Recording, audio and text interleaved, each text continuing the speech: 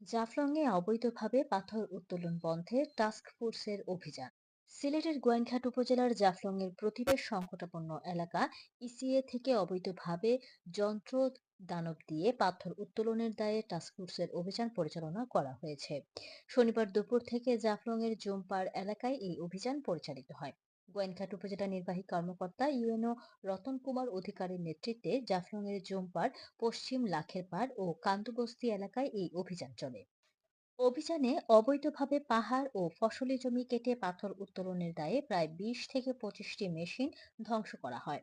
এ সময় গোয়াইনঘাটের সহকারী কমিশনার ভূমি মোহাম্মদ সাইদুল ইসলাম, থানার ভারপ্রাপ্ত কর্মকর্তা ওসি সরকার মোহাম্মদ তোফায়েল আহমদ, পরিবেশ অধিদপ্তর সিলেটের সহকারী পরিচালক মোহাম্মদ বদরুল হুদা, সংগ্রাম বিওপির নায়েক সুবেদার শহীদুল আলম সহ পুলিশ ও বিজিবির সদস্যরা অভিযানে অংশ নেন।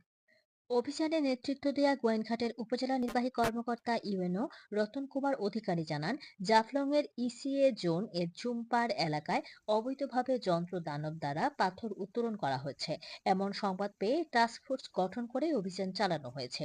অভিযানে বল্লাঘাট থেকে শুরু করে অনেকগুলো গর্তের পাথর তোলার যন্ত্র ধ্বংস করা হয়েছে। গর্তের মালিকদের পাথর উত্তোলন বন্ধ করা সহ বিভিন্ন বিষয়ে সতর্ক করে একদিনের মধ্যে প্যালোটার এক্সকেভেটর সহ সকল ধরনের মেশিনারি সরিয়ে নিতে নির্দেশ দেওয়া হয়েছে। এর ব্যত্যয় ঘটলে পরবর্তীতে তাদের বিরুদ্ধে কঠোর আইনি ব্যবস্থা নেওয়া হবে। আমরা পরিচালনা করলাম আমাদের ছাত্র ভাইয়েরা এবং গ্রামবাসী মিলে যে গতকাল আহ, যে প্রতিবাদ সভা করেছে তাদেরকে সাধুবাদ জানাই। মূলত তাদেরকে সাথে নিয়ে আজকে আমরা এখানে